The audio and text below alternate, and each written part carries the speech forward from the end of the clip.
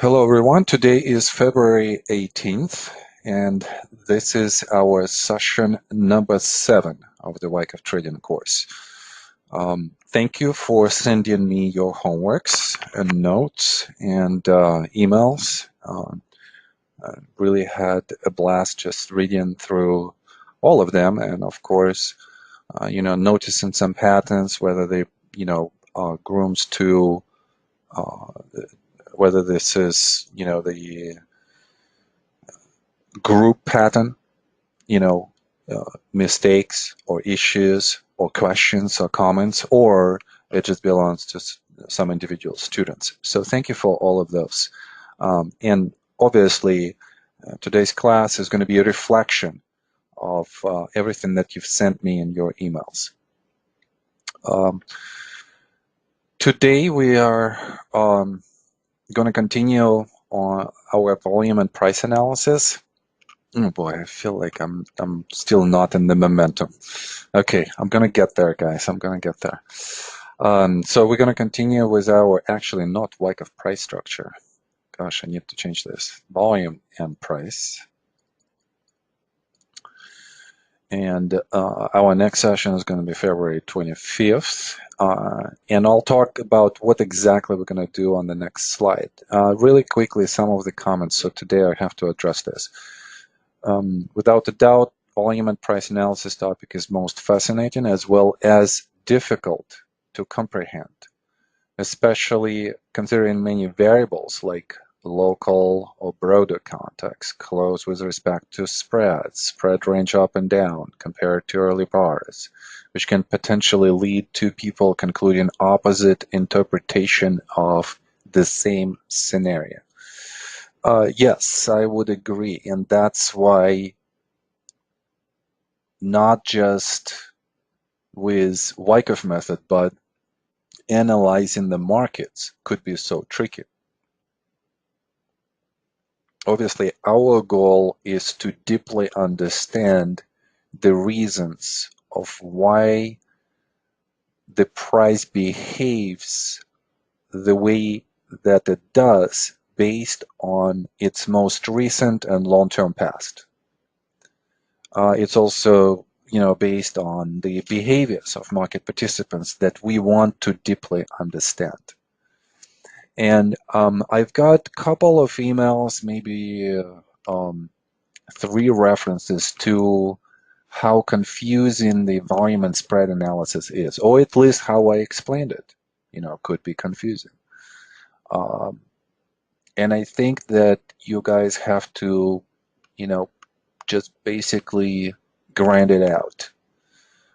It's a very counterintuitive idea that we are talking about, where we see that there is an effort behind one force, and yet that effort fails.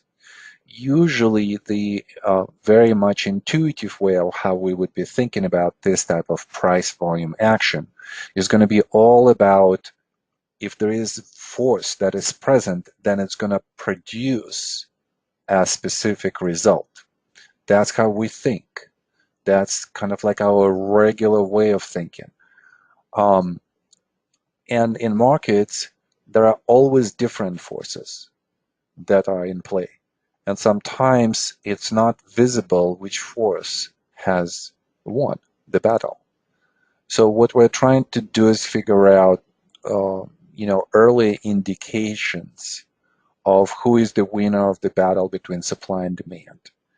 And even some of the tools that we have, if you think about the volume as a tool, it's just so insufficient.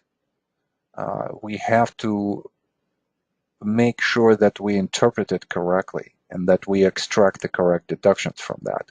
I will talk about this a little bit later on, maybe within the next 3 or 4 sessions. I'll present you with some other ways of how to look at the volume.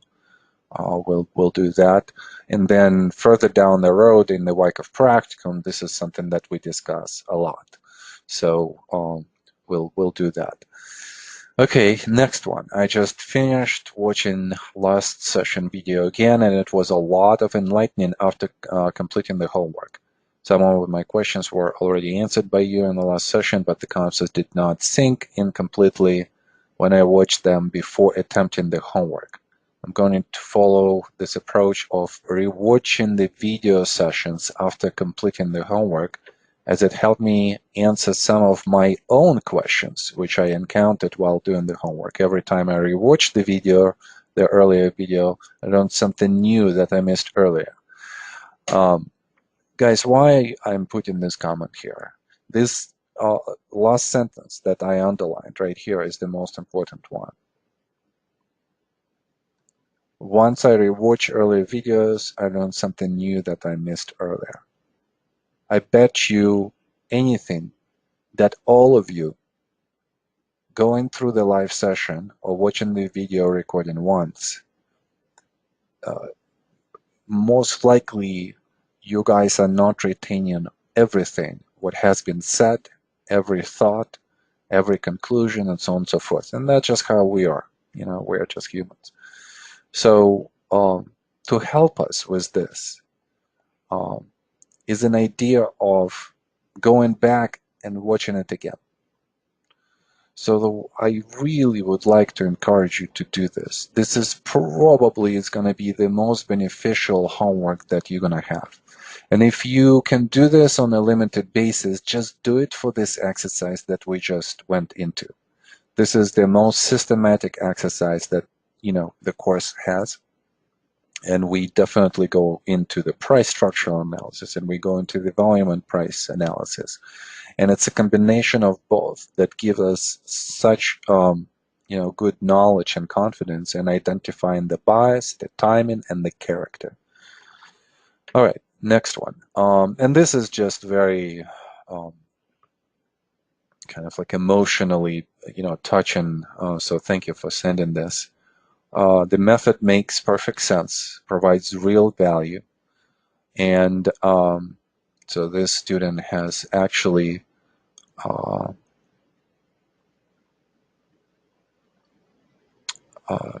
tried the knowledge in, as I believe, in actual trading. So that's great. Okay, it will take months of deep practice to get very well, very good with the knowledge, applying the knowledge and the skill. This is one of the rules I learned by studying the science of expertise. Yeah, I would definitely agree to this. You know, and this is what I do on a daily basis. So each day, the knowledge that I have is not enough because as I look at the market, and if I don't understand something, then I know that there is more knowledge to gain. So we are just kind of, in a way, you know, when you study a lot, there are a lot of blind spots that are being opened to you, and you understand how, you know, still so much that you have to learn and you have to incorporate and develop the skill on. So I really like this type of attitudes where, you know, you guys are taking this seriously. You know, and obviously it just depends on the situation. So, you know, don't take this too hard on yourselves if, you know, there is no time to do a lot of work. So just get as much as you can from this. But for those of you who have time and who are serious about this stuff, then yeah, you know, study it, grind it. It's just like a constant grind and constant, like every day.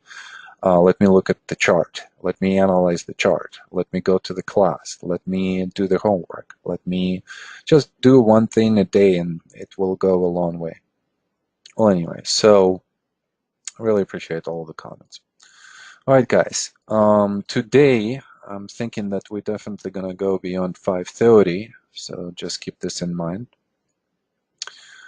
So what are we going to do today? So we're going to revisit VSA a little bit because there were quite a few questions, so we'll try to address those. We're going to continue with our group exercise. We're going to continue in the same manner. We're going to have the volunteers, and we're going to go through a series of questions with the volunteers. We're going to try to figure out the bar analysis, swing analysis, you know, behavioral analysis, make some deductions, and then go to the next chart. I don't know exactly how much we're going to cover today. That's also always a mystery to me with any of the groups. Sometimes it's quick, sometimes it's slower. Slower is always better because slower brings a lot of quality into our analysis. And then our homework exercise is a group exercise note. So I want you to rewatch the video and send me the notes. Next class on the 25th, we're going to continue with the group exercise. We're going to probably go with this exercise for maybe like 4 sessions more. Then we'll talk about volume phase analysis. I thought we'll talk about this today, but there are quite a lot of things that needs to be discussed before we jump into the volume phase analysis. And then, as always, the homework is going to be only notes. I want you to watch the video again and make notes, send those to me. All right, let's revisit again the volume and spread analysis. One of the biggest questions, comments, concerns that I heard from you guys is that it's sometimes could be misleading. And I would say to that, or confusing. That's what I heard in the emails. It's confusing. So I would start thinking about this again as a very much counterintuitive way of thinking about the price and volume and how that relationship unfolds. And obviously, when we say, let's say, bearish or bullish, we are implying the most probable next short-term direction of what is going to happen next. Literally either on the next bar or on the next series of bars. And please note that I said highly probable, yeah, way of how the price is going to behave. But what does it mean? High probability does not mean that it's going to do it every time. High probability only means that you have some kind of probabilistic edge based on the past. And in some instances, it will go against you. So I want you to keep this in mind. I think the confusion comes more at the spots where, we have some kind of, duality as to what could happen. Again, I mentioned that we usually think in terms of high probability moves that should happen next. But I think that something like this, a scenario number 5, where maybe we're seeing extremely bullish picture. And maybe what I should do here, for the next cycles is to basically say maybe looks like very bullish bar. And indeed, it does. Think about this. In technical analysis, we always say that volume needs to confirm the price.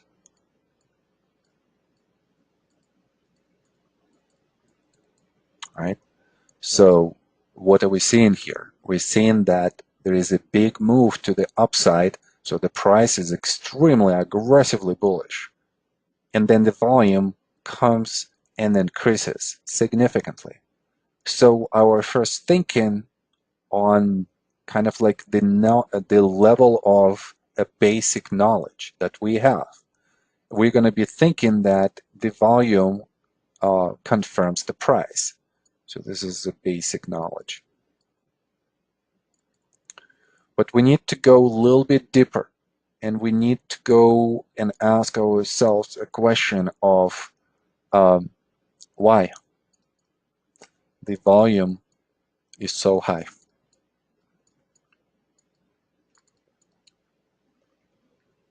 And then the answers will come when we'll start thinking about this. We will be thinking, well, this is very extraordinary, right? So if the volume was high before, let's say that, maybe this level here is an equivalent of this, right? So a high volume signature. And then it went up maybe what, times 3, times 4? Can you imagine the size of the effort that has come? And we're starting to question, is this all demand that comes at this point? Okay, so let's think about this. If it all would be demand, and let's say in the previous scenarios we saw the same maybe kind of spread that goes up on the volume, which is a lower volume signature, and here times 4 volume signature, wouldn't we have the bar that would extend maybe even 4 times more, something like this? This type of bar. I mean, like, it's a ridiculous bar, and I'm over exaggerating this concept, but hopefully communicating the idea that not necessarily everything that looks so bullish is gonna be bullish. And it's in the series of questions that we're getting the answers that no, it's not just demand that comes in. Most likely some supply comes in as well. So if we're seeing that demand is increasing a lot, and we're going to say that demand is increasing quite a lot, and then we're saying that supply is increasing, and just because of how big, climactically huge this signature is, that supply increase is significant. So therefore, we have an increase in demand, a quite significant increase in demand. And then we have an increase in supply. Demand is still dominating supply at this point because we're closing bullishly. And that's how usually the majority of traders are going to interpret this type of bar. But we know that with this increase of the supply, which is going to be more than the increase of, let's say, supply that we've seen in other situations. This increase of the supply will have some kind of institutional signature. And again, we're asking why. Why would they come at this point and sell? Well, because they need liquidity and obviously value. And value they need both on the buying side and on the selling side. You know, we've talked about overbought conditions where institutions will try to either scale out, unload some of the portions of their position, or maybe hedge against the main position. So both of the requirements are here. There's quite a lot of liquidity into the area, which probably is going to be a climactic action. So they will sell into this liquidity. They will see value for their exit point. And therefore, they are the ones that are providing this supply, and that's why supply is increasing. That increase of the supply, together with the increase of the demand, is going to produce that climactic action. So again, what's going to look very much bullish is not necessarily so. And therefore, we are referring to this analysis as a counterintuitive skill. You know, seeing something that is uniformly interpreted as a bullish scenario, but behind it we could see the beginnings or the emergence of the supply, the beginnings of, you know, maybe a distribution or just a stop in action in the emergence of institutional supply. I think that you know, the climactic actually should be somewhat simplistic. You guys, the shortcut to this as a visualization is just the extreme volume signature. It's going to stand out. It's going to be such a huge volume spike, or maybe a series of volumes combined together, and with the climactic run, those characteristics of the climactic action are going to be, you know, somewhat simple to identify. I think that the much harder patterns are going to be the ones that are going to be more subtle. For instance, this one right here, and I think that there is a reference here in this comment in the middle of the chart. So this type of pattern, where we see the diminishing volume signature as a function of both diminishing demand and potentially diminishing supply. So how would the price behave after that? To me, that's not necessarily a very high probability scenario. I would say that the climactic supply, or climactic volume rather, will always have a much higher probability of stopping the price from moving further up, at least, in a very short term, in a short term way. So this is much more problematic on the analytical level, and the price could be seen as just diminishing demand, but supply is lower, so therefore there might be a continuation. Diminishing demand, saying that there are no more buyers, and therefore if the quality of the demand goes down even more, then even diminishing supply could produce some kind of reaction. So you have to think about both of the scenarios at this spot, and then you have to test it. So you have to see what comes next. If demand is diminishing and we're going to expect some kind of reaction, what kind of reaction we're going to have? Judge the quality of this reaction. Okay, we have a reaction that comes maybe to the lower 1/3 of the bar, and then recovers intraday. So that's going to look bullish, and your test is going to be successful, as a continuation to the upside. Or maybe we have a test that has a bar to the downside like this that commits below this low. Well, then this is a much more serious situation, because that suggests the reversal and potential continuation to the downside. One way or another, guys, however you feel about volume and spread analysis right now, I want to kind of push you to still go forward with this and to still spend a lot of your mental energy analyzing, together with me and together with the class, all of the bars that we're going to go through, all of the swings, and then just keep asking the questions. What am I not understanding? What is my question to Rahman? Send me those questions, and one by one we're going to deal with those, and we're going to address those. And if we can't, then we're just going to put them into the question bucket for the last session, and we'll definitely address this. But let me reassure you that by the end of this segment on volume and price, you will feel much more confident about all of this. All right, let me show you some of the examples which I thought were great examples of students' work that you guys sent to me. This actually was sent to me, I believe, a couple of cycles ago. Elle has sent this almost like a spreadsheet or a table where he talks about different, he puts there visually different contexts,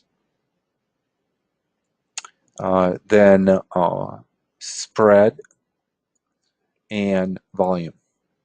So you have all three, and then everything goes into the interpretation. So I thought it was really cool visually and how the information is being presented. And he said, okay, to distribute and to show. So here you go, guys. You can take this, print this out.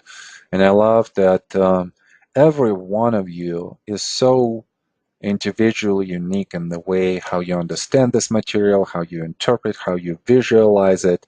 And it's always so much fun when you guys send me this type of pieces.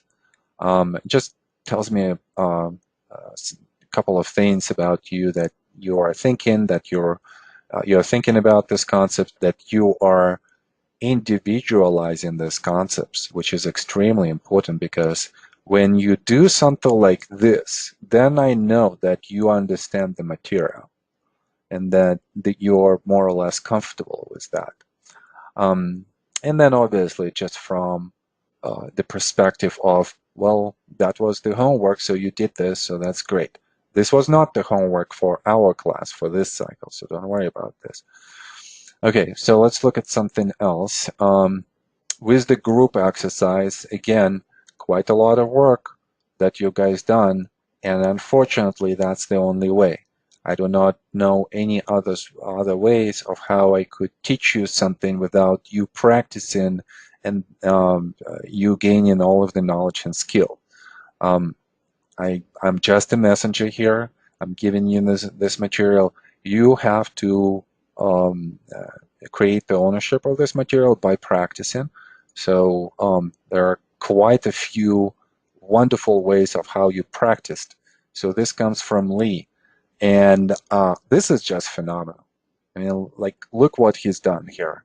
It's a spreadsheet, I believe, that was just transferred into the PowerPoint, and then we have all of the bars, one by one, with all of the interpretations as to how the effort and the result interact with each other and what kind of,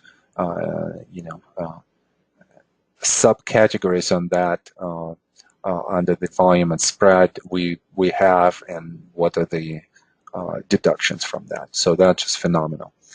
Okay, next example, also a spreadsheet from Doug, and kind of the same idea. And again, I love this because you guys are making it your own, and that tells me that you're comfortable and you're adapting the material well. So that's great. Okay.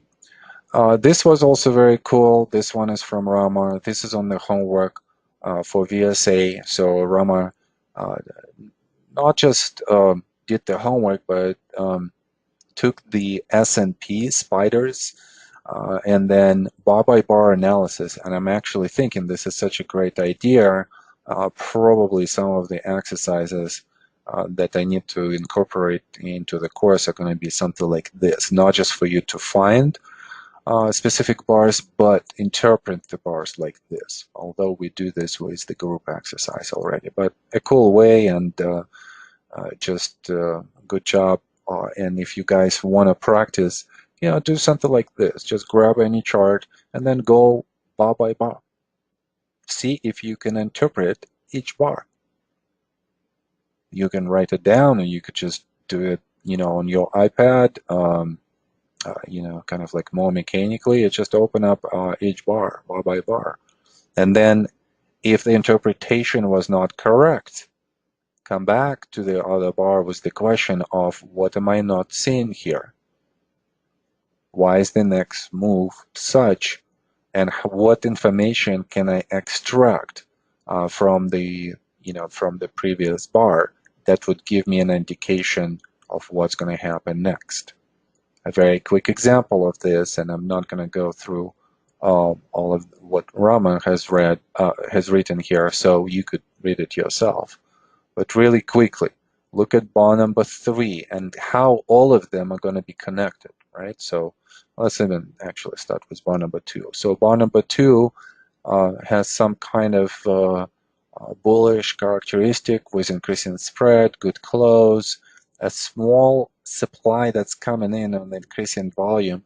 So we know that there is some kind of emergence of the supply. So if next day is going to be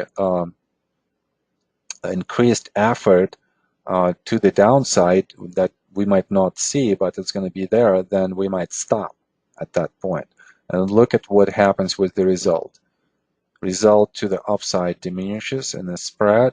We see that the effort has increased, and we're asking ourselves a question: what would be the situation with the volume and specifically with supply when the effort increased so much and the result decreased relative to bar number 2? So we would be thinking that supply is increasing at this spot even more than on the previous bar.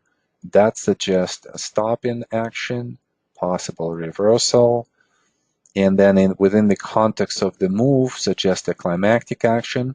With the climactic action, there is a suggestion for the trading range.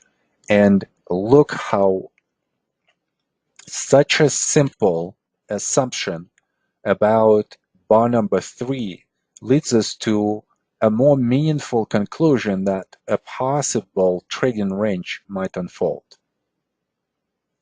So volume and spread analysis is, or what Wyckoff was referring to as tape reading, is very crucial for us, and we need to understand it really well. Okay, couple of questions, comments on the homework. So from Nilesh, and I'm gonna try to go through these questions really fast.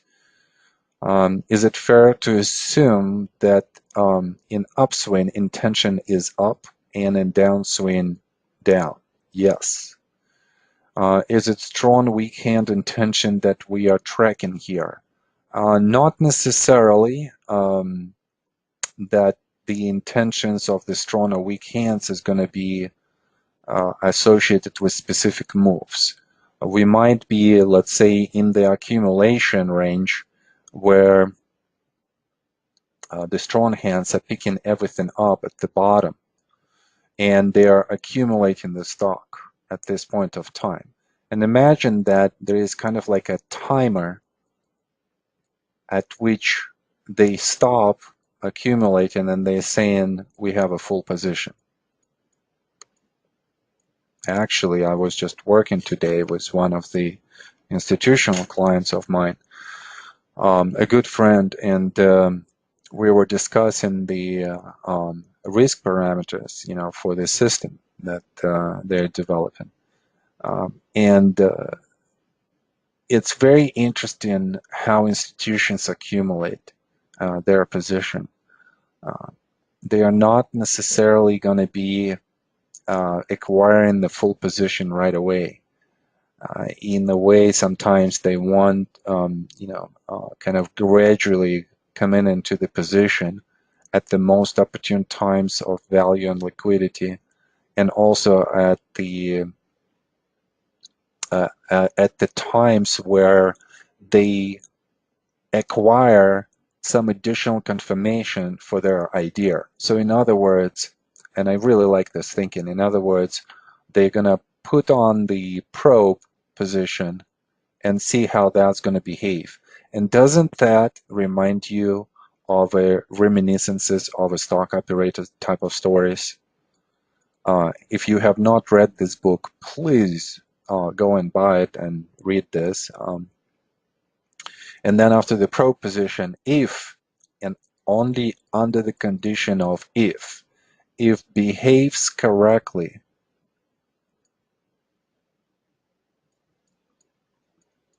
then they're going to find the next scale in opportunity. And obviously the scale in opportunity is going to be within the system rules.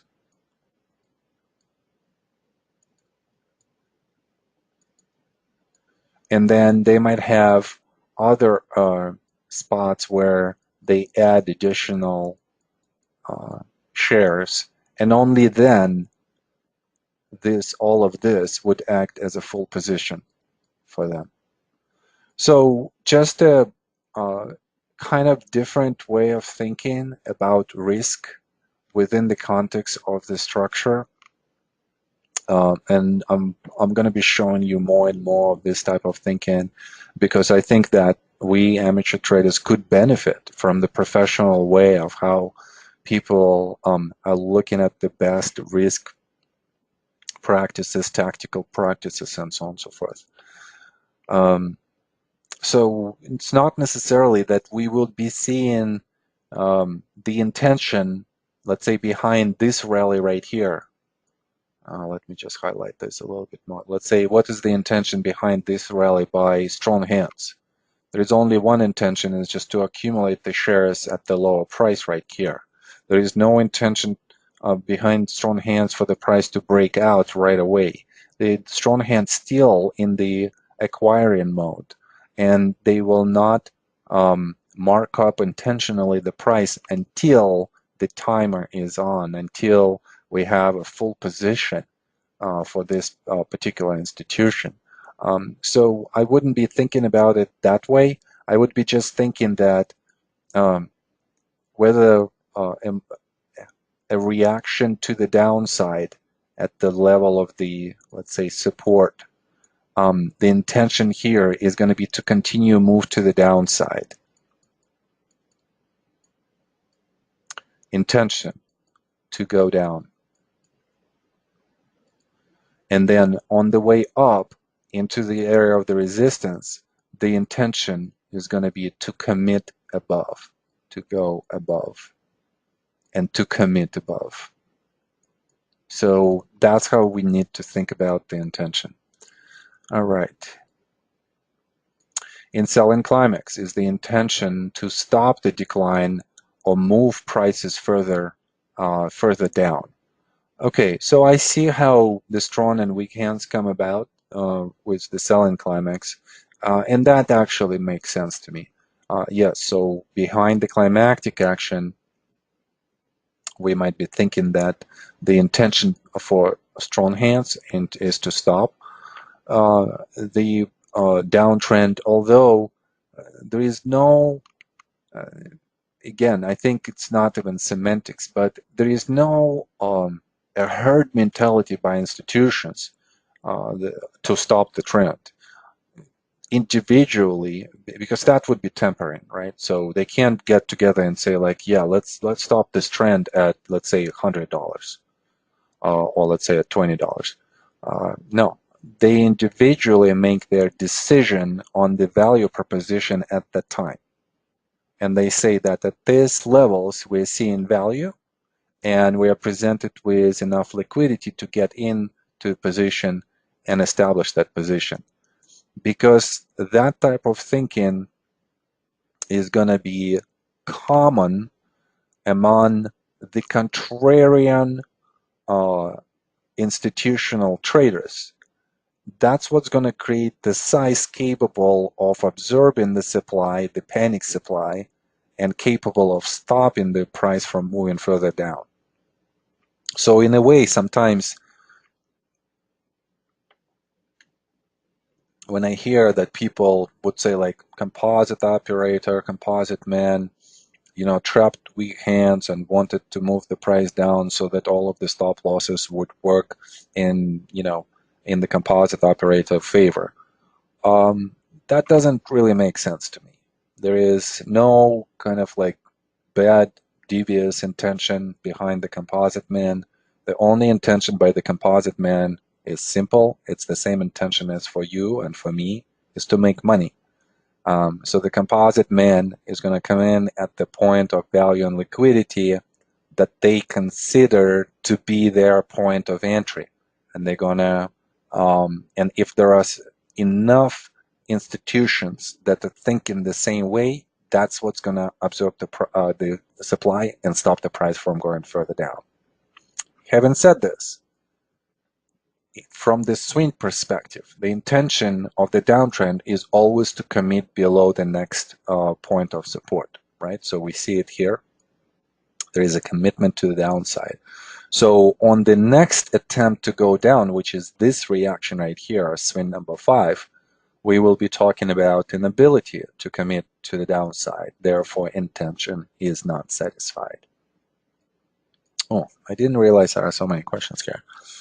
For bullish or bearish close bars around support and resistance, is the intention to break support or resistance, or just the direction of a swing up and down? For example, bar number 1920. Yeah, we'll talk about this spot, so let's not go there.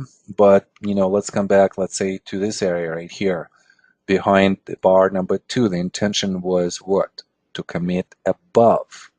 We had a lot of effort behind it. We had a very bullish bar, and actually this reminds me of this discussion that we had on the previous slides, VSA slides, where we see this type of bar that looks very bullish, and that's where a mistake is going to come if people don't recognize as to how much the volume has increased relative to the average. And what does it actually mean? We've talked about the emergence of the supply. This was a really good example.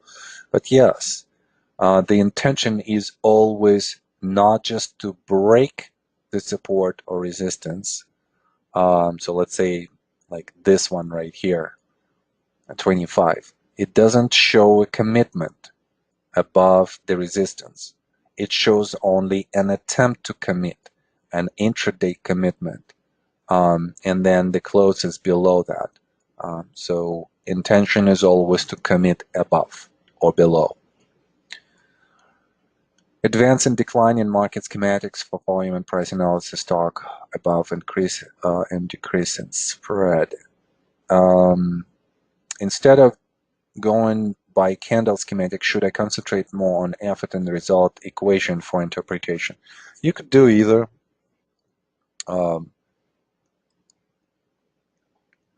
I've been kind of doing them separately, and I just combined them just recently. Why? Because it's just two different ways of interpreting the same data and coming to the same conclusion. So I think it's a person dependent, student dependent as to whether you are more kind of like visual or more maybe even kind of like auditory in the way that you need to put it into the equation and so on and so forth. So it's up to you exactly how you're going to do this. I found it very hard to decide whether or not supply demand is coming from strong hands or weak hands. You know, this is something that it's going to develop, so don't worry about this. This is something that's going to come and you know, will require some time to master. And I'm still mastering this in a big way. So I understand the concept, I see them, but yet I have to consciously start thinking about them. So they are not necessarily the ones that are jumping out right away. Although in the spots like this, you should instantly understand what's happening here. Here, here, here, here. All of those spots are going to be somewhat of the same quality. And then obviously this, this, this, this, this, and so on and so forth. So for specific patterns like this, once you see them, then you know specific strong and weak hands behaviors at those spots. And we will be discussing those. So if you feel like you don't fully understand something or you don't see, it's just a matter of time. It's just a matter of practice. And we just had one class. So guys, you know, just, you know, it's going to be okay. All right. Couple of other questions here from Eric. In swing number 2, candle number 2, could we think that bullish green candle is the level where some institutions bought and the other found lower, more interesting value, creating in that way the trading range accumulation starting in the trading range? Okay. And creating in that way the cause. A candlestick in 6. Okay. So we are talking about this bar, and the question here from Eric is this an institutional buy? And the answer to this is most definite yes. And then we need to think about the intention here, right? So what was the intention? The intention was to overcome the resistance and commit to the upside. So therefore, the weak hands were buying and the strong hands were selling.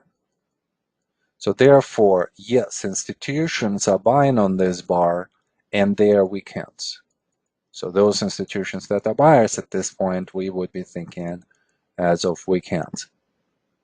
Could they have hold on to this position through this trading range? It's possible. So think about this for a second. You know, and that's why I think using the composite man as kind of like one single narrative heuristic to describe all of the market participants, their intentions and behaviors is, I'm not sure it's a good way, you know, to do that.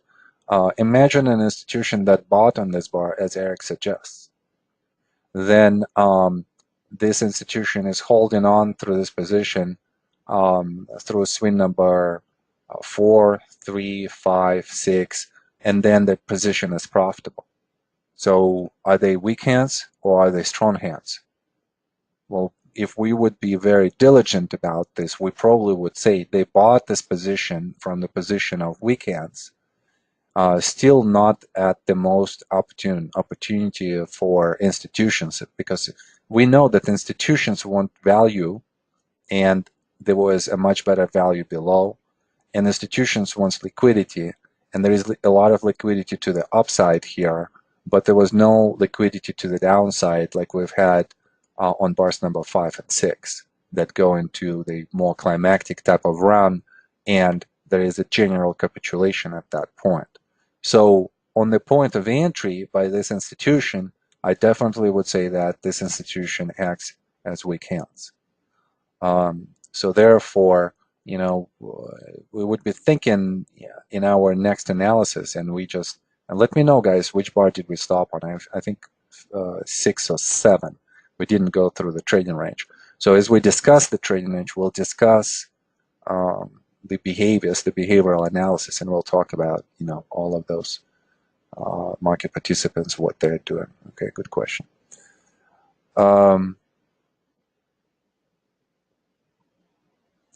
Can close be bearish in schematic number 1 since this is bullish? Okay, so from Armand. Okay, in schematic number 1. Are we talking about this in the advancing markets? Yeah, I'm assuming. That's the only schematic that we look in. Can close be bearish here? Well, depending on, you know, the increase in the volume signature still would suggest the increase of the supply, right? So it's all contextual at this point. You know, on the schematic, this is oversimplification, Armand, you know, a conceptual simplification. But on the actual chart, and again, going through the exercise, we'll see that once we look at the analogs, we might interpret this bar differently. So again, it's an extremely important task to understand the implication of the context of where the signal occurs. Yeah, okay. Well, let's kind of like leave this, you know, to the exercise, and at some of the spots where you see this, Armand, you know, please just nudge me and we'll talk about this again. All right. Okay, let's go to the next one. Hold on a second. Oh, I see what happened. Okay. So a small piece of a lecture information for today. This is going to be crucial for us, and we've talked about this a little bit. This, I believe, was done by one of my students from previous cycles. And this is a great slide because visually it just explains the concept really good. We're talking about the price spread analysis, only the price, no volume, and we're talking about the bullish spread and the true range. And there is a difference between those two definitions.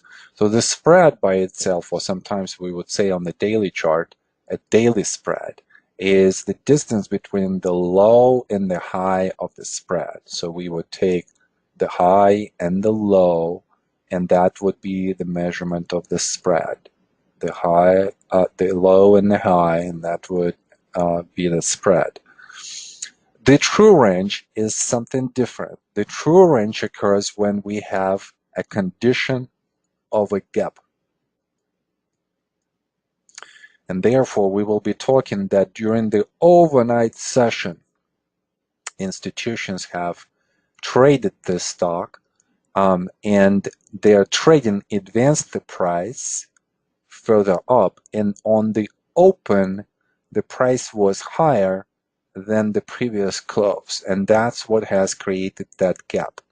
If you have an opportunity on your software packages to go and to look at the after hours session price and volume charts, you will see that, especially for stocks that are going through earnings after the close or on the same day, the next day, you're going to have a lot of after the session activity. And, over 99% of that activity is all institutional. Institutions are trading with each other, exchanging the shares among each other. And then that moves the price. It's in a way kind of unfair that for a long time retail traders were not able to participate in something like this. You would be thinking, well, there is some kind of edge right there. And there is definitely an edge if you can create a system around this.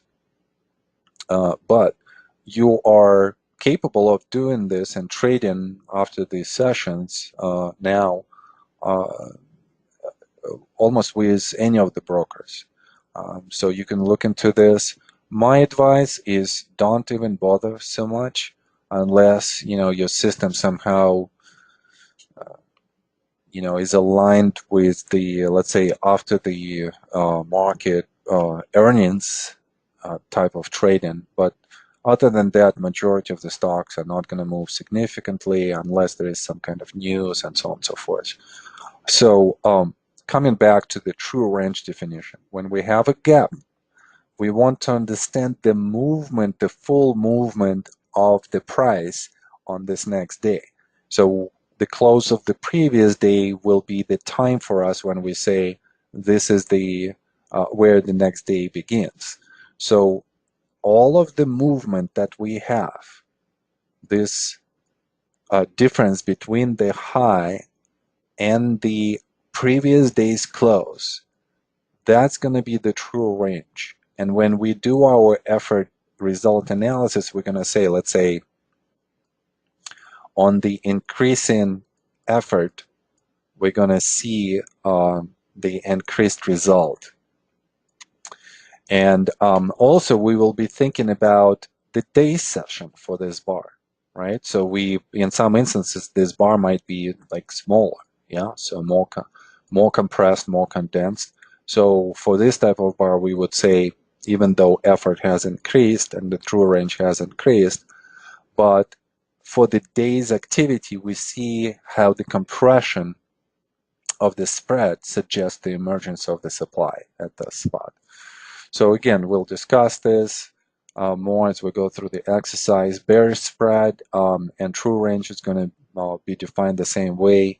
So the difference between the high and the low for just the spread or the daily spread. It could be weekly spread, it could be monthly spread. And then for the true range, we have to have a definition of the gap as an overnight session. And then the difference between the low of the daily bar and the previous close will define the true range for this bar. And this is the true range. So, and that's going to look like a significant bar type of bar. All right, great. So yeah, Cameron, I agree. Very simple, visually appealing slide, and all of the concepts are here. There's really no need to add anything else to this. Okay, so now, so we said start on number 7. Okay, so we need a volunteer, so we're going to start with bar number 7. So say yes, and hopefully, somebody steps in, who has not done this before. All right, so still waiting for a volunteer.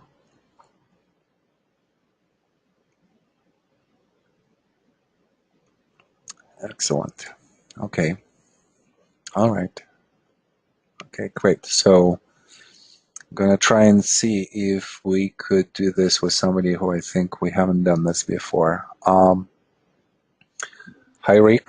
How you doing?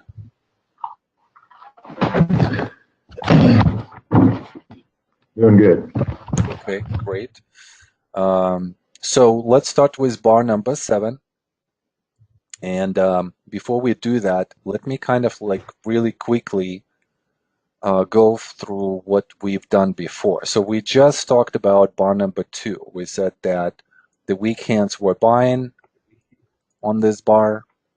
The strong hands were selling or just being inactive, but most likely selling just because the volume was so big.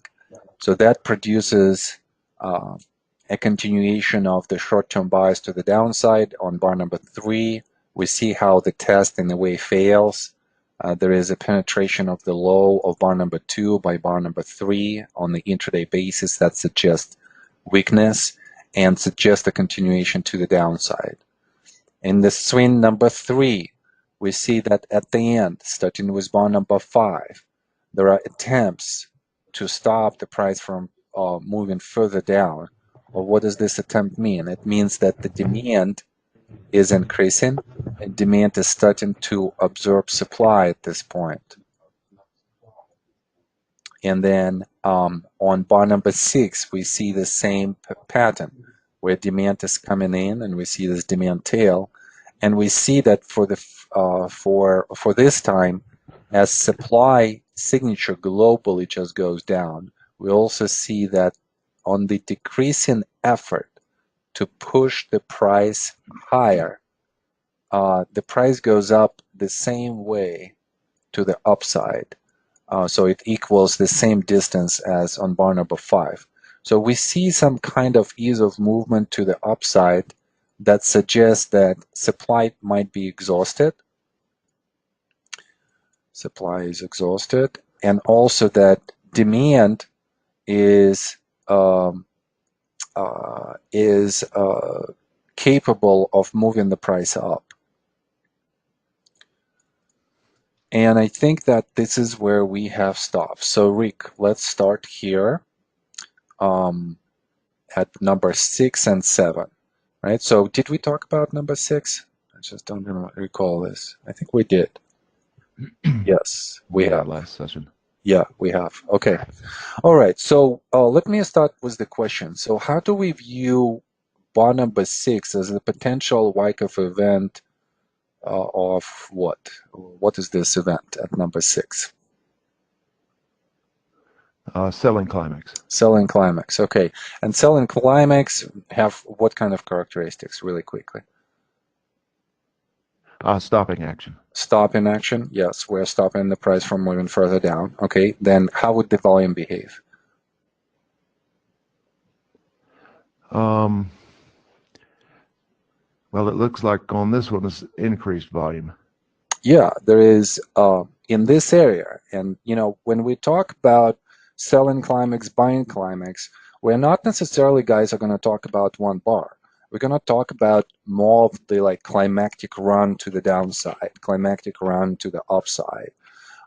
So we might pick up an area, a number of bars that would have that increased volume signature, and that would be, you know, a characteristic of a panic at this spot. Okay, well, if the volume should increase on the climactic action, then how would the price behave, Eric? I'm sorry, Eric. Well, probably the price should go down, increased. But in which way? What would volume. be the character of how the price goes down? So we addressed the volume already. How would the price go down? Increased spread you should see on the way down. Yes. So we would be looking at the increased spread. We would be looking at the climactic run. We would be looking at some gaps to the downside. And we kind of see, to some extent, all of this is just not that profound. I mean, like we look and we see, yes, there are increase in spread. We see some gaps. This move to the downside accelerates relative to what we've seen before. So there is a climactic action. It's just not extremely well defined. So the volume helps us out a lot, and then just the stop in action by itself at 6. Okay, so at this point, we're thinking maybe a climactic action. What should happen next, Rick? Then automatic rally. Absolutely. And automatic rally also would be characterized, this rally right here, as what else? This rally, looking at the previous rallies on the decline, what can we say about this rally between 6 Oh, and yeah. 7? Should be a bigger rally Yes, and if it between is, 6 and 7. yeah, between 6 and 7. After the climactic Right. run, we're going to have an automatic rally, and that's going to create a change of character. Rick, what does change of character suggest to us at this point? That we're going to enter into a trading range. Absolutely. We're going to go into a non-trending environment. And we only conclude this from the way how the price behaves behind this rally, right? So this is the largest rally on the way down, and it tells us that there is more buying here, or at least ability of the price to move up on diminishing demand signature. There is some buying here already. We've talked about the emergence of the demand on bar number 5, bar number 6, and now on this rally between 6 and 7. So it's almost as if somebody's buying in this area right here. So and right away, this area becomes your value zone because you're thinking who would be buying on the way down? Only institutions. So kind of like an institutional value zone. So anything at the bottom is going to be an oversold condition. Anything at the top or close to the top is going to be an overbought condition, and that's how we will be looking, through this whole area. Well, Rick, now that we know that we're going to be in the consolidating environment, and 6 was defined as a selling climax, 7 as an automatic rally, 8 is defined as That'd be a secondary test. secondary test, absolutely correctly, which concludes phase A. phase A. Now that we know that we are in the trading range, let's try and go through this trading range and try to figure out phases, right? And we know that this was an accumulation, so let's deal with the phases first, and then we'll talk about the bias. Where would you put phase C?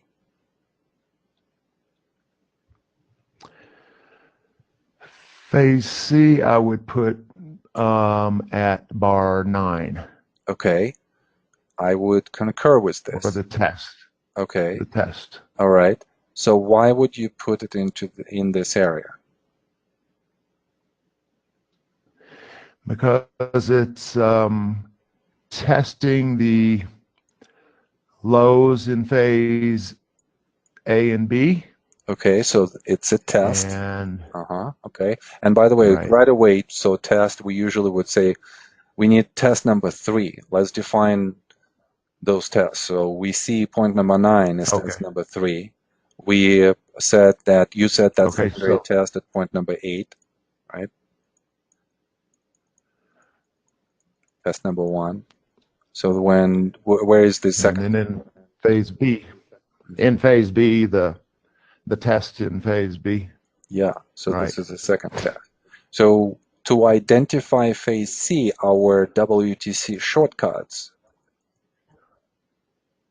are going to be test number 3.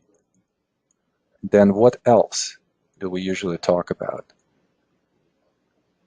to identify phase C? How about the point of fear? Oh yeah, that'd be like their second point of fear. Yes, second point of fear. So where is the first point of fear, Rick? First point of fear is in the selling climax at Absolutely. 6. Yeah. So this is our first point of fear. This is where there is a panic by weak hands. And usually selling climax is going to lead into more kind of like general capitulation by weak hands, both institutional and retail hands. And that's why we see this increase in volume signature.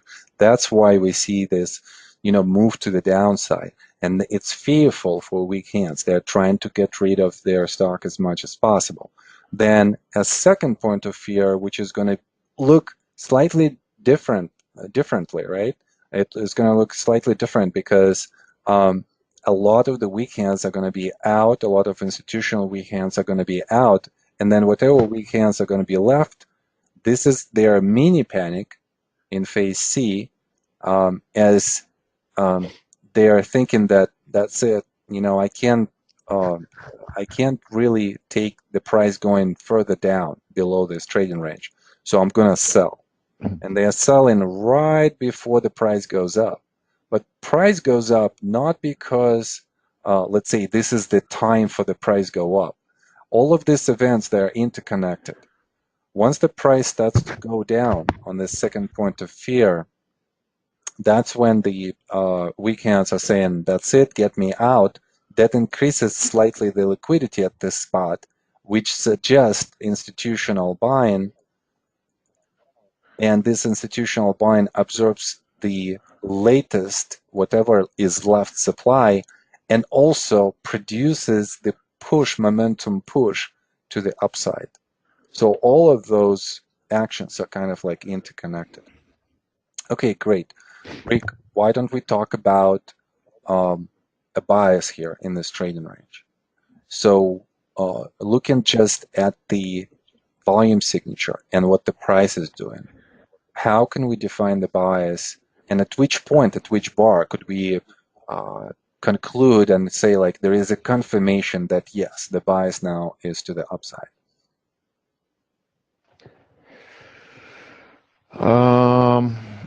I would say at bar, maybe at bar 9. Okay.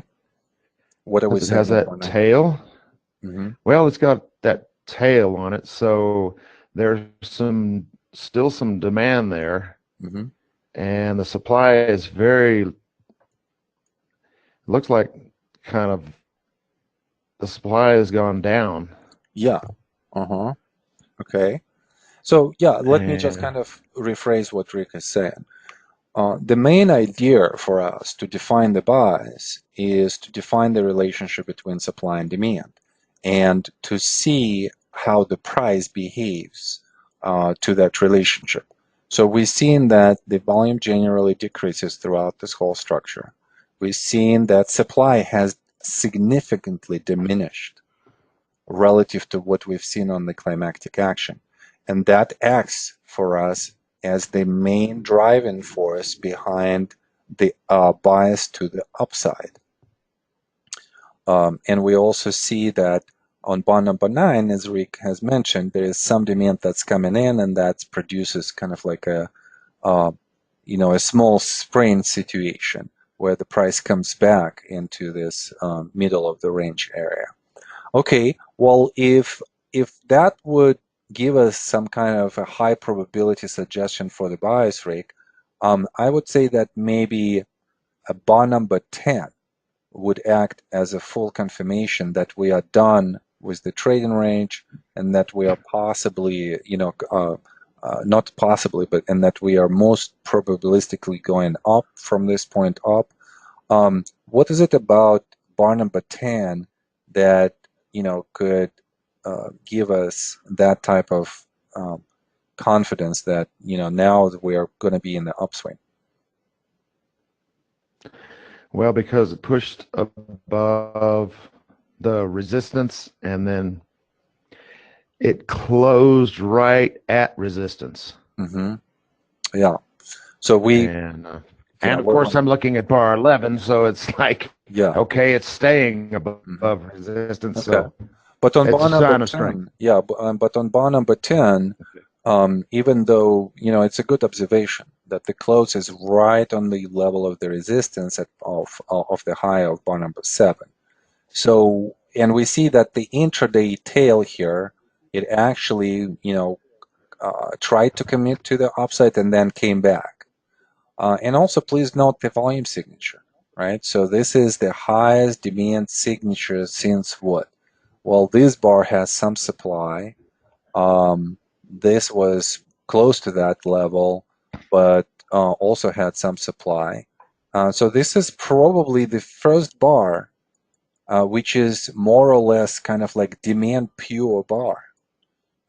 This is the bar where demand dominates supply so much. And one of the qualities of the results here is that we're looking at the close, and even though it falls on the resistance level here, but look at how many closes this bar reverses. We have 1, 2, 3, 4, Yeah. 5, 6, 7, 8, 9, 10, 11, 12, 13, 14, 15, 16, 17, 18. So either 18 or 17 bars. So this one single bar reverses 17 bars, all of these bars right here. And that happens on the increasing volume signature. So Rick, how would we construct then the effort and the result equation? So we're seeing the increase in effort, right? And then result is doing Yes. what? Result is increasing. Is To increasing the as upside. well. Okay, so bullish or bearish? Yeah. Bullish. Bullish. So short-term bullish. And this is the bar that we will be thinking as a change of character bar. So if we had a change of character between 6 and 7, and that was a change of character on the way into the trading range, then a change of character bar or a change of character behavior at 10 is going to be on the way out. So bullish behavior, change of character bar on the way out, that suggests a rally. And right here, we would be thinking if we're expecting a rally, first of all, where it's going to go, distance, and then how do we trade it? So Rick, what do you think? What's going to be, and not just the distance, let's talk about a distance, let's talk about a potential character, and let's talk about how would we trade this. So how would we define a distance from the volume and price? Any suggestions? I would probably looking at bars like 2 and 3 and looking at that as a point of resistance. Absolutely. Okay, good. I would suggest that maybe even this bar right here, right? So we kind of have a cluster of resistance, right? Okay. So, and would you say that based on bar number 10 and what precludes bar number 10, what happens before bar number 10, would you say that the price should just hit this resistance or overcome this resistance? And this is an important question because it talks a lot about the character of the potential move. I think it would overcome resistance just because of the size of the bar, the demand. Okay, okay. How would we be thinking about this? And this is a very interesting question, guys, and this is how we kind of going more and more into the details of this material. Look at the spread of this bar, bar number 10. Here it is. There it is. And then what would be a comparable analog bar to that? Right? So maybe bar number 7. What else? What other bar would be an analog bar? What do you think, Rick?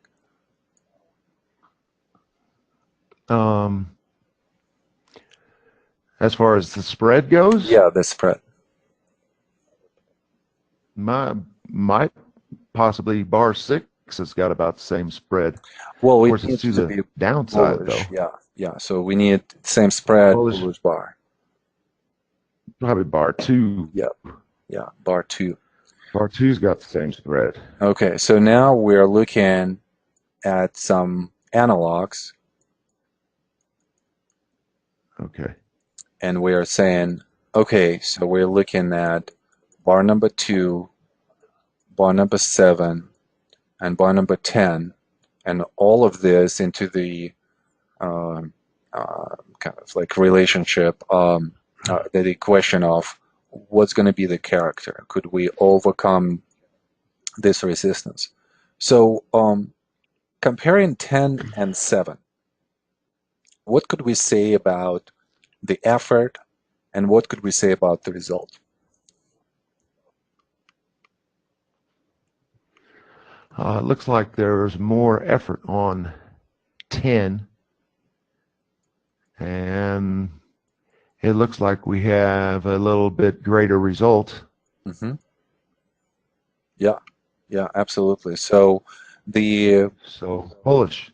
bullish, absolutely. So we're just basically what we're saying is that bar number 10 is more bullish than bar number 7. And why this is so important is because we know what has happened after bar number 7. We had a reaction. And it's not a significant reaction. It's actually a very bullish reaction. It just, it suggested this bar that there is some buying. This is the extent to which this buying, can take the price up. But bar number 10 looks a much better, more bullish type of bar, which suggests a continuation to the upside. And we're probably thinking that if that's the case, we're probably going to hit the resistance, and there is, some chance that we're going to overcome it. Okay, well then let's look at bar number 2. We said that there is a lot of supply right there, but there is some demand. And we're seeing how bar number 10 on a much lower volume signature kind of produces the same result, right? So if we would even think about comparing the results, so effort of 2.5 times less produces same result. Bullish or bearish? Bullish. And it seems like Bullish. it's going to be even like more bullish than bar number 2. So there is some kind of ease of movement that suggests that supply has been exhausted, and at number 2 it was not exhausted completely. At 7, supply is exhausted, but demand is still not there, like a good emergent demand. So bar number 10 for the first time shows us that demand is good, and not only it's good, it produces, and supply is exhausted, but it produces a good movement to the upside. So with that, we're thinking that supply is exhausted and demand is good. Therefore, not only we should be touching this resistance, most likely we're going to overcome it. And that's the conclusion on the character that we could have. Now the next question is, well, we identified phase C here. We could identify phase D. Probably that's going to be number 11, and then the reaction. We could call this a sign of strength, minus sign of strength, and then a backing up action. And that's going to conclude our phase D. So how would we trade this, Rick? Which bar would you get in? Which bar would you add to the position? Probably first point of entry on bar 10. Mm-hmm. I would agree with that. Or 11, I guess. Or I think 10 works really and then, well. But where is the stop loss?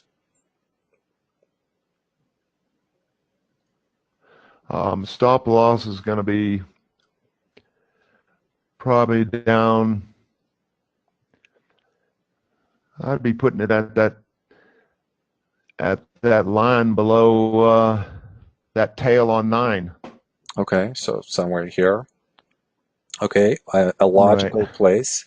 Why? Well, because we're thinking structurally phase C, that's number 1. So the low in phase C usually will define the low of the whole uptrend. So if that's the case, if we define phase C correctly, then yes, this would be okay. Second, second point of logic here is going to be that there was some supply that emerged. By the way, this is the bar right here. I keep referring to the wrong bar. There was some supply increase here, and it was consumed, it was absorbed. So some demand came in here as well, because we see how in the next bar there is no progression below the support. So therefore, there is some buying here on these two bars, and the stop loss below it would be logical place to expect if the price comes back, there's going to be some kind of support and buying again. So that's the whole logic behind the stop losses. You don't necessarily want to look at the specific price level. You want to look at the specific price level that's going to be associated with buying or selling by institutions. And then obviously you could also have a more conservative just stop loss below the bar number 6. Okay, well, if bar number 10 is our first point of entry, then could we buy again on 11? Or Probably maybe buy 11? on 11.5 on the Yeah, backup. yeah, I would agree with that Right there, too. yeah, Yes. on the backup. So we don't necessarily want to buy on the breakout itself. We want to buy on the breakout of the backing up action, because we don't know if the price might, would come back into the trading range. That's always a big question. Although with the supply that we have here, we kind of see that we're probably not going to expect a lot of the supply. The largest supply came somewhere here and then here. So these are the zones that we would be expecting some kind of selling to emerge, and we see that. So this is the zone. And by this zone, we know that as the price goes up, there is no reason for us to buy in the middle of the zone. Goes up, has a reaction, and we'd rather buy in the oversold condition, which is a short-term oversold condition right here, especially on the diminishing supply signature. So that's a good second point of entry right here. Okay, so how about bar number 12? What can we say about bar number 12?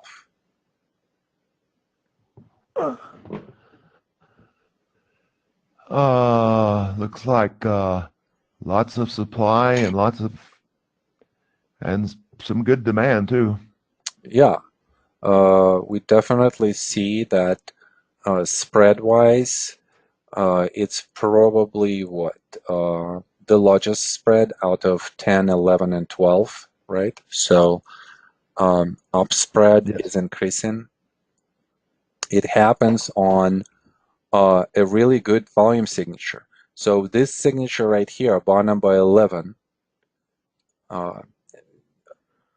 it has the volume equation as increasing volume with the increasing demand and with some supply that is emerging.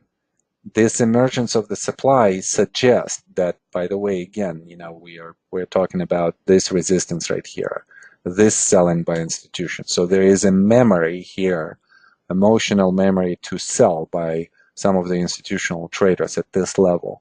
So they're going to sell again, and that's what's being produced, this reaction, instead of what? Instead of this reaction to point number 6. So this is extremely bullish, but this emergence of the supply suggests a reaction. And see how logical everything is. It makes a lot of sense that at this spot where supply is emerging, there is a reaction, and then we need to understand the character of this reaction. And we see that there is no follow-through to the downside. So that confirms the no follow-through, confirms bullish bias, and confirms continuation to the upside, which is bar number 12. So bar number 12 has a slightly different, characteristic, volume characteristic. Let me ask you this tricky question, Rick.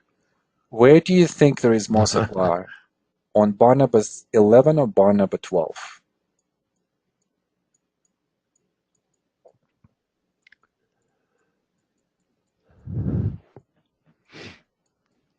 What do you think?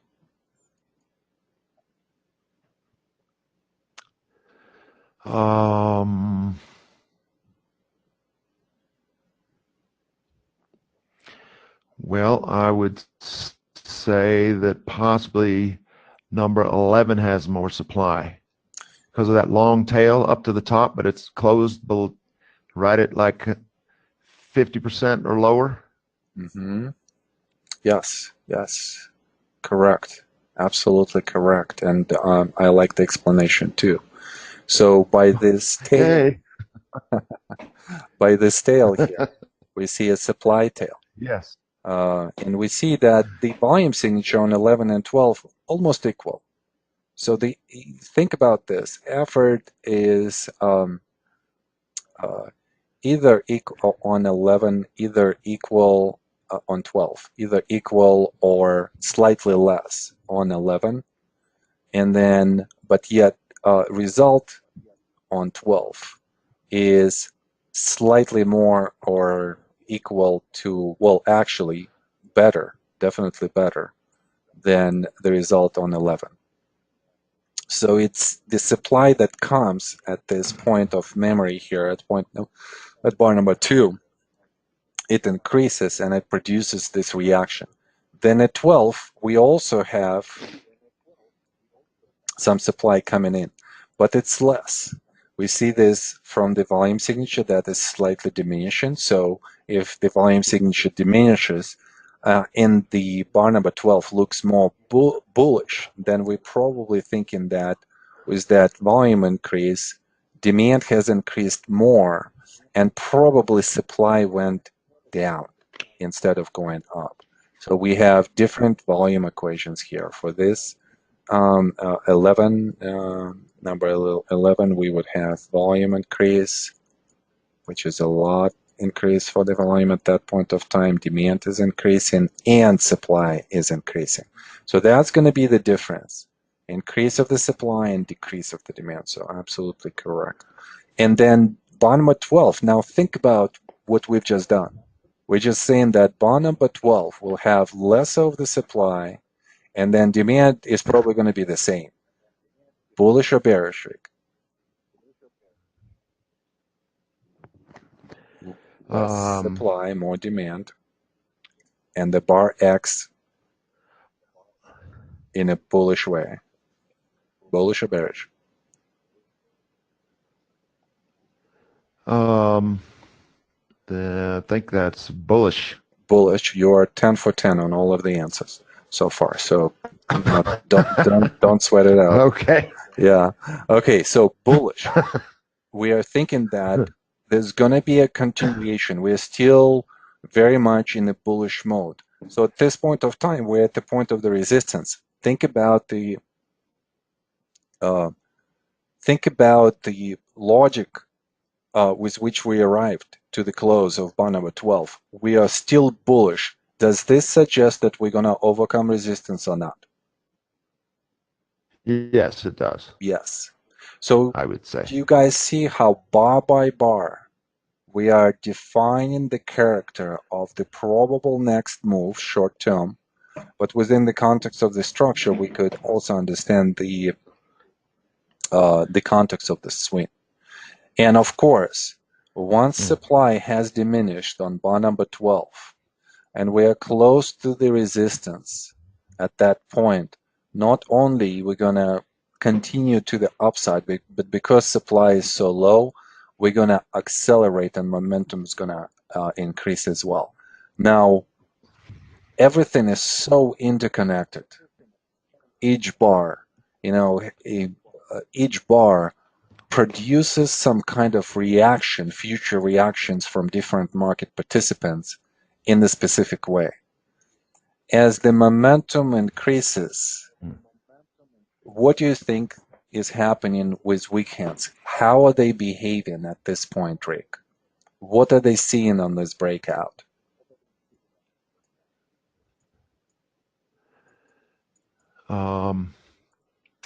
They're probably wanting to get in before they miss the run. Absolutely. So they are buyers at this point of time. Okay. And they are excited. By the way, excitement for weak hands happens at which 2 points? At the buying climax. Absolutely. Is number 1. And then the second one at the breakout. at the breakout. Yes, a breakout, or it's going to be Breakout. at the upthrust in the distribution. Okay, great. Perfect. 12 for 12. So it's this excitement by weak hands, and remember that weak hands are not just defined by retail hands, not just defined by public, but weak hands are going to be defined by institutions, and institutions or institutional weak hands buyers, they're going to bring a lot of liquidity. So the volume is going to increase. And we see that. Look at the volume signature. So weak hands are trying to get into this position before the trend runs away from them. Okay, so really quickly, switch hats, and let's think about, well, as the strong hands see this situation. So strong hands see in the following picture. They are seeing a short-term overbought condition, and they're seeing that weak hands provide a lot of liquidity. What is this inviting them to do? That's inviting them to sell. That's so counterintuitive. Why would somebody sell when everything is so bullish? And that's the whole thing with trading. It's just we are not psychologically built to trade in a profitable way, because people are created more as, flight to safety, just because we needed to survive as species, coming, from the era where we just were herds, and now we are surviving, like in the cities, where you live, you have to have a job to survive, and so on and so forth. So it's always about protection, right? uh, you know, that's why risk takers are being rewarded so handsomely, is because it's a counterintuitive thinking. And here, we're just showing that institutions are by kind of like the conditions of what they can do in the market with their size and with their regulations, they only can sell at this point. Imagine if they would be buyers at this point, then the price would just jump up so much. Where is the value for them? They will become weak hands.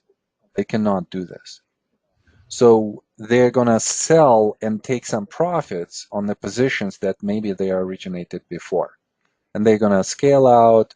They're going to take the profit. The composite man is just going to hold on to this. The composite man does not have to sell. But professionals are going to do the mean reversion trade, and then the institutional trend followers are going to scale out, or they're going to start closing out position just because, and specifically on bar number 14. So here is that situation with bar number 13 and how appropriate. By the way, there is nothing wrong with number 13. I was born on 13. So consider this a lucky number for me.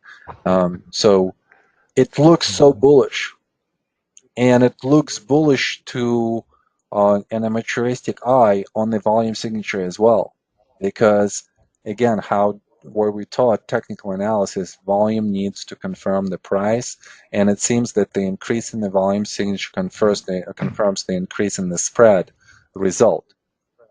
So therefore, the volume confirms the bullish picture. Then the question by students that I get, why is the price goes down after this? Well, because what we don't see in this volume signature is the emergence of the supply and emergence of institutional supply, which is based on the specific characteristics of the overbought condition and liquidity that the weak hands, out of the point of excitement, the weak hands provide at this spot to strong hands. Rick, are we on the same page here?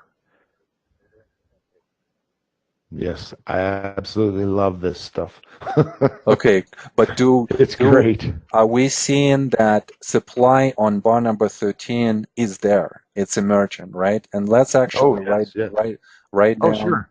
let's write down the volume equation here for bar number 13. So tell me what I'm writing here. So volume obviously increases a lot. What is demand doing?